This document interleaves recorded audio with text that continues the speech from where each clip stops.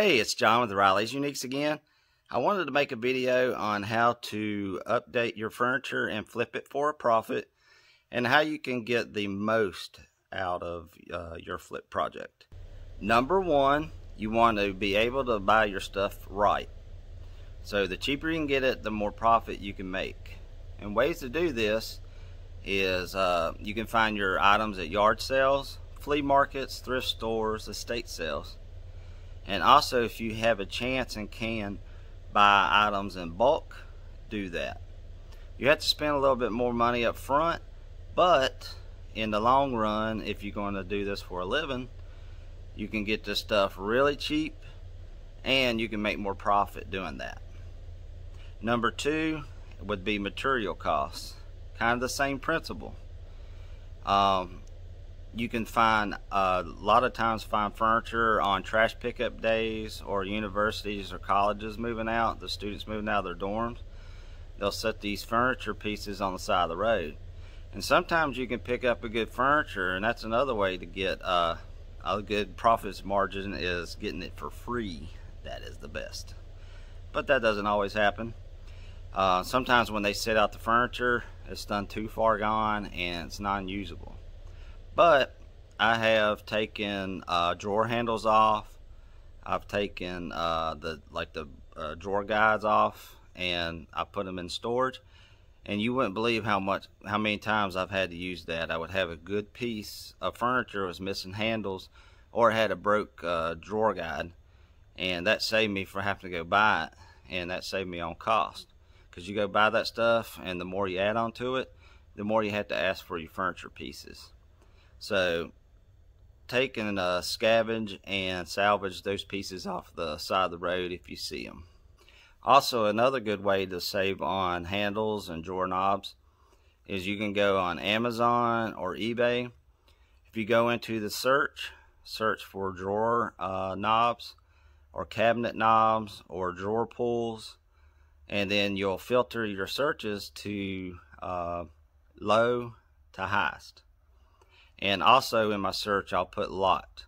So it's going to be drawer pull lot, and then filter my search low to high, and I'll find people who selling hardware in like 10 pieces or 20 pieces. The more you buy, the cheaper it gets.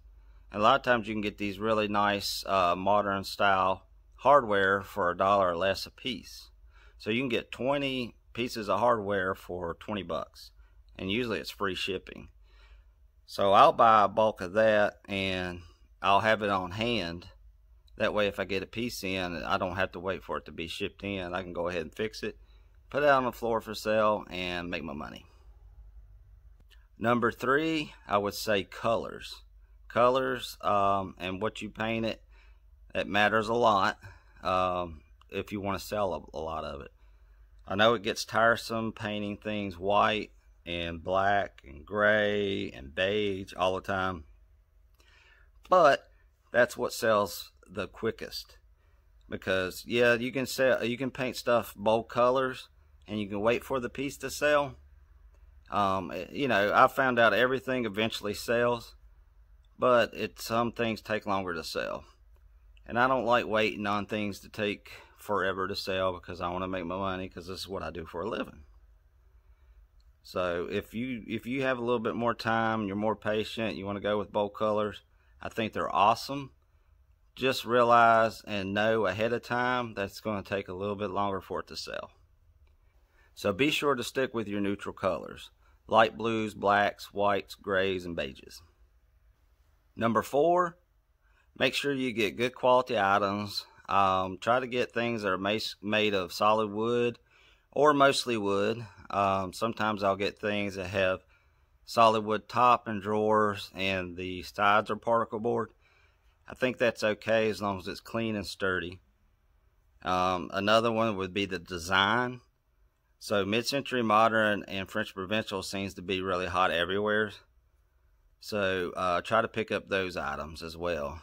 And I don't always necessarily make sure the French provincial stuff, because you get some of that 70s stuff, the white furniture like every little girl had in the 70s and early 80s. A lot of that is pressed wood and plastic. But if you do it right, you treat it right, and paint it good colors, it still sells. Just make sure it's in good shape and it's sturdy. Number 5, educate yourself. Make sure you know what designs and items sells the best in your area so you can make the most money.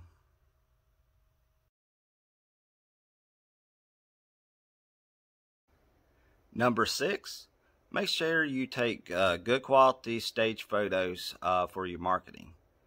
The better it looks in a photo and the cleaner it looks, the better chance you have of selling it. And you can ask for more money when something looks professionally done. So be sure to take good quality photos, stage photos.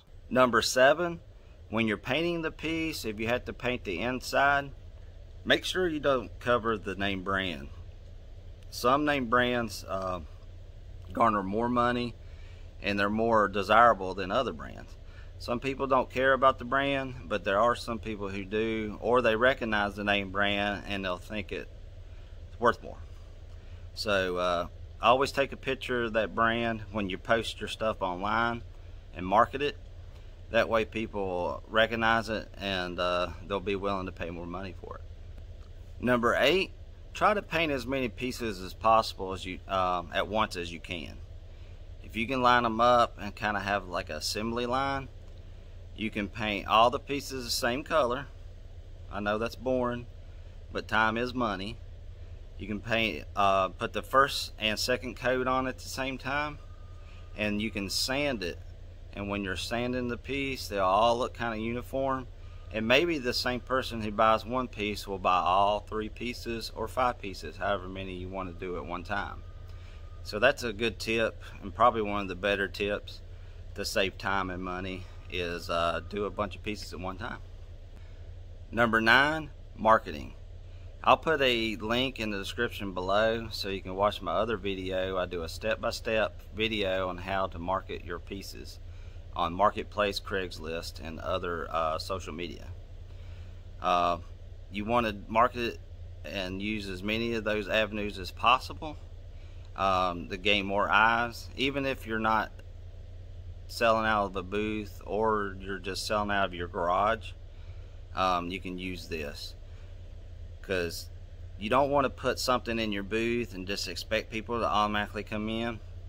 You want to market it and bring those people to your booth. So it works with booths and selling out of your home as well. And number 10, I would say have fun.